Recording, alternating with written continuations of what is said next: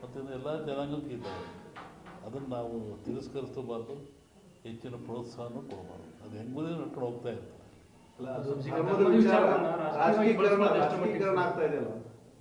ಧರ್ಮದಲ್ಲಿ ರಾಜಕೀಯ ಇರಬಾರ್ದು, ಅದು ಅಪಾಯ ಆಗ್ತದೆ. ಪ್ರಜಾಪ್ರಭುತ್ವಕ್ಕೆ ರಾಜಕೀಯಕ್ಕೆ ಅಪಾಯವಾಗ್ತದೆ. ರಾಜಕೀಯ ಬೆರೆಸಬಾರ್ದು. ಇಲ್ಲಪ್ಪ, ಈಗ ಧರ್ಮದ ಮೇಲೆ ಓಟ್ ಕೇಳಿ ಅಧಿಕಾರಕ್ಕೆ ಬಂದಂಥ ಪರಿಸ್ಥಿತಿ ಸೃಷ್ಟಿಯಾಗ್ಯದ ದೇಶದೊಳಗೆ. ಧರ್ಮಾಧಾರಿತ ರಾಜಕಾರಣ ನಡೆದು ಅದು ಅವರಿಗೆ ಸಂಬಂಧಪಟ್ಟದ್ದು. ಅಲ್ಲ, ನೀವು ಹೇಳಿದ್ರಲ್ಲಪ್ಪ, ಈಗ ಧರ್ಮ ರಾಜಕೀಯ ಬೆರಿಬಾರ್ದು ಅಂತ ಹೇಳಿದ್ರಲ್ಲ. ಆದ್ರೆ ನಾವು ಒಂದು ಜನರ ನಡುವಲ್ಲ ದ್ವೇಷ ಬಿತ್ತಿ ಓಟ್ ಬೆಳ್ಕೊಳ್ಳುವಂಥ ಪರಿಸ್ಥಿತಿ ನಿರ್ಮಾಣ ಆಗ್ಯದ. ನೀರಿನಲ್ಲಿ ದೋಣಿ ಇರಬೇಕು, ದೋಣಿಲಿ ನೀರು ಇರಬೇಕು. ದೋಣಿ ಒಳ ನೀರಿದ್ರೆ ಏನಾಗ್ತದೆ? ಮುಳುಗ್ತಾನೆ. ನೀರಿನ ಮೇಲೆ ದೋಣಿದ್ರೆ ಹೋಗ್ತಾನೆ. ಒಂದಿನ ಲೈವ್ ಆಗ್ತದೆ. ದೋಣಿ ಮೇಲೆ ನೀರು ಬರುವಂಥ ಪರಿಸ್ಥಿತಿ ನಿರ್ಮಾಣ ಆಗ್ತದೆ.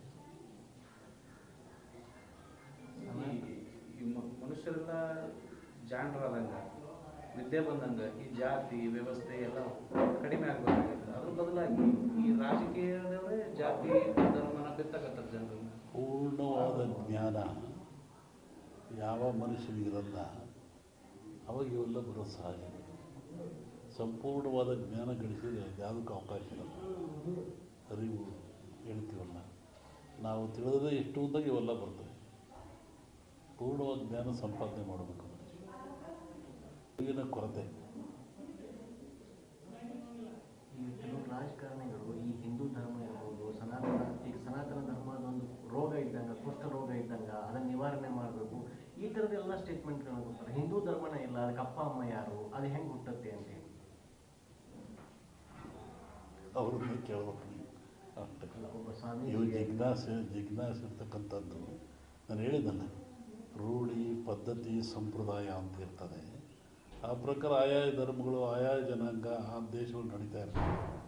ಅದಕ್ಕೆ ಚ್ಯುತಿ ತರೋರು ಇದ್ದಾರೆ, ಚ್ಯುತಿ ತರದೇರು ಇದ್ದಾರೆ. ಈಗ ಟೆರರಿಸ್ಟ್ಗಳಿದ್ದಾರೆ, ಅವ್ರು ಅದೇ ಕೆಲಸ. ಅದು ಬೇಡ ಅಂತ ಹೇಳಿದ್ರು ಅದೇ ಕೆಲಸ ಅವರಿಗೆ.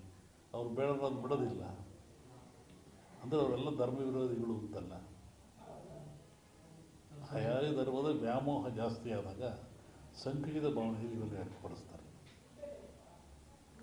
ಈಗ ಸನಾತನ ಧರ್ಮವನ್ನು ಸಾಂಕ್ರಾಮಿಕ ರೋಗಕ್ಕೆ ಕಂಪೇರ್ ಮಾಡ್ತಾರಲ್ಲ, ಈಗ ಎಷ್ಟರ ಮಟ್ಟಿಗೆ ಸರ್? ಅದೇ ಅವ್ರನ್ನೇ ಕೇಳಬೇಕು.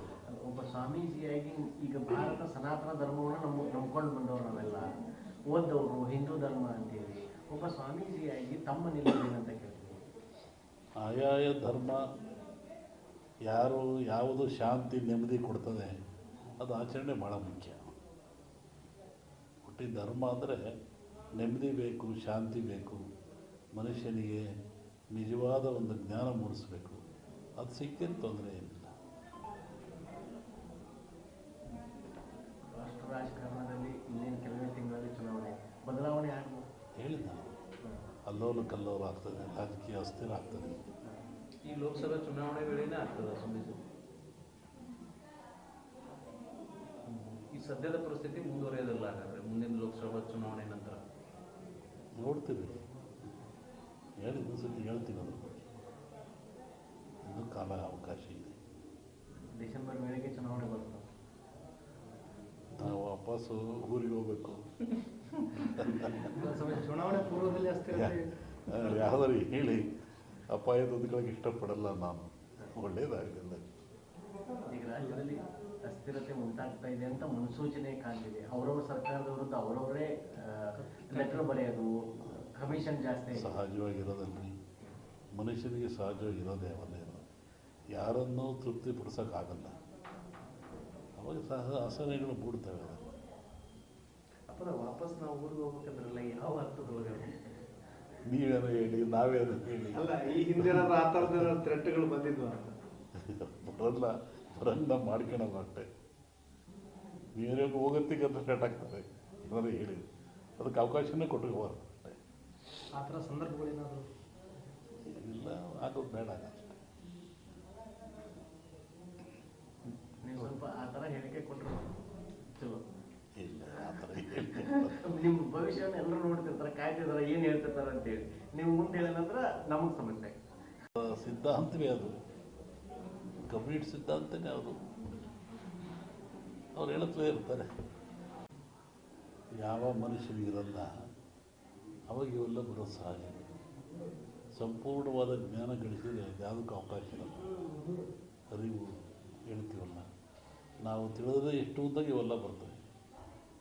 ಪೂರ್ಣವಾದ ಜ್ಞಾನ ಸಂಪಾದನೆ ಮಾಡಬೇಕು ಮನುಷ್ಯ. ಅರಿವಿನ ಕೊರತೆ.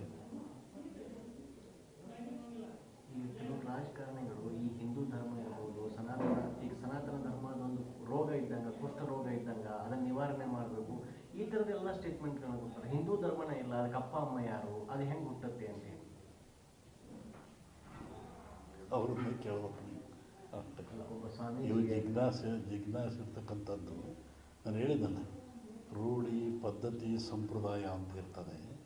ಆ ಪ್ರಕಾರ ಆಯಾ ಧರ್ಮಗಳು ಆಯಾ ಜನಾಂಗ ಆ ದೇಶಗಳು ನಡೀತಾ ಇರ್ತವೆ. ಅದಕ್ಕೆ ಚ್ಯುತಿ ತರೋರು ಇದ್ದಾರೆ, ಚ್ಯುತಿ ತರದೇರು ಇದ್ದಾರೆ. ಈಗ ಟೆರರಿಸ್ಟ್ಗಳಿದ್ದಾರೆ, ಅವ್ರು ಅದೇ ಕೆಲಸ. ಅದು ಬೇಡ ಅಂತ ಹೇಳಿದ್ರು ಅದೇ ಕೆಲಸ ಅವರಿಗೆ. ಅವ್ರು ಬೇಡ ಅದು ಬಿಡೋದಿಲ್ಲ.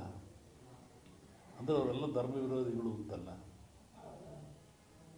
ಆಯಾ ಧರ್ಮದ ವ್ಯಾಮೋಹ ಜಾಸ್ತಿ ಆದಾಗ ಸಂಕುಚಿತ ಭಾವನೆಯಲ್ಲಿ ಇವೆಲ್ಲ ವ್ಯಕ್ತಪಡಿಸ್ತಾರೆ. ಈಗ ಸನಾತನ ಧರ್ಮವನ್ನು ಸಾಂಕ್ರಾಮಿಕ ರೋಗಕ್ಕೆ ಕಂಪೇರ್ ಮಾಡ್ತಾರಲ್ಲ, ಇದು ಎಷ್ಟರ ಮಟ್ಟಿಗೆ ಸರಿ? ಅದೇ ಅವ್ರನ್ನೇ ಕೇಳಬೇಕಲ್ಲ.